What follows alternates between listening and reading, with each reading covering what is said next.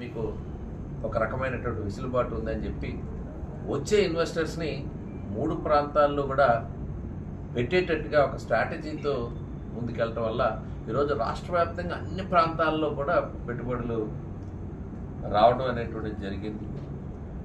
Is of doing business ప్రతి రాష్ట్రం ప్రతి దేశం కూడా చూస్తూ ఉంటుంది. ఈజ్ ఆఫ్ డూయింగ్ బిజినెస్ చాలా సులభతరంగా వాణిజ్యం జరగాలి అంటే వ్యాపారస్తులు చాలా సులభతరంగా అనుమతులు ఉంటాయి.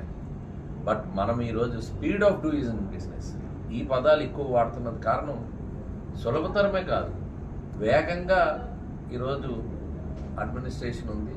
అలాంటి వేగంగా ఈరోజు స్పీడ్ ఆఫ్ డూయింగ్ బిజినెస్ అనేటువంటిది అనుసరించడం వల్ల అంటే దానిలో ఒక స్పష్టమైనటువంటి పాలసీస్, చాలా స్పష్టమైనటువంటి పాలసీస్, ఒక సింగిల్ విండో సిస్టమ్ పెట్టి ఒక స్పష్టమైనటువంటి పాలసీస్తో మనము వెళ్ళడం వల్ల ఈరోజు అన్ని అనుమతులు వేగంగా వారికి రావడం వల్ల ఈ ఎక్కువ స్థాయిలో ఈ పరిశ్రమలు రావడానికి ప్రధాన కారణంగా వాళ్ళందరూ ఆకర్షణకు గురవడానికి ఒక ప్రధాన కారణంగా నిలిచాయి.